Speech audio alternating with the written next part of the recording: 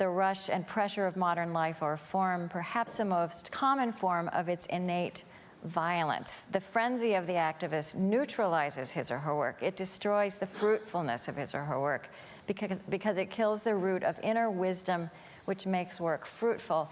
And then you talk about how this came to you the hard way as an activist who burned out. And you said, there's a critical question that you ask yourself. What do I need to do right now to tend the root of inner wisdom that makes work fruitful?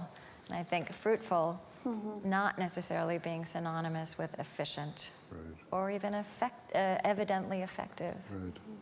So just to be clear, the first part of what you read actually comes from Thomas Merton, who's one of my heroes, and from Douglas Steere, from whom Merton got it. So we stand on the shoulders of giants, right? So, but I love the quote. I love the insight, and I do try to ask myself on a regular basis, and sometimes I lose the need for the question: what do I need to do right now to make the root, to water the root of inner wisdom that makes work fruitful?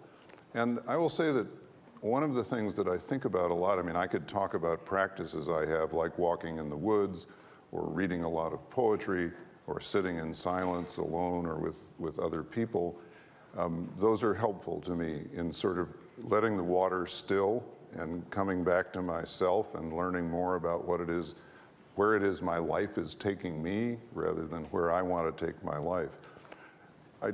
But there are some important frames around that for me, and I'll mention just one of them. We are in a society that is obsessed with effectiveness, with outcomes, with results, and efficiency is very much attached to that, which Courtney wisely pointed to.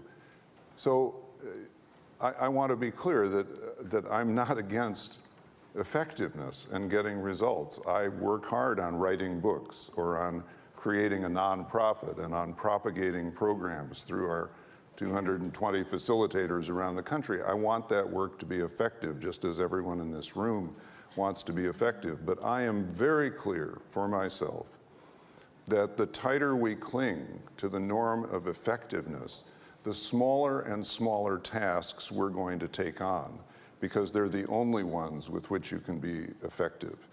And I give you as case in point what's going on in public education in this country. We are no longer interested in educating a child. We're interested in getting that child to pass tests, because that's a task with which we can be effective.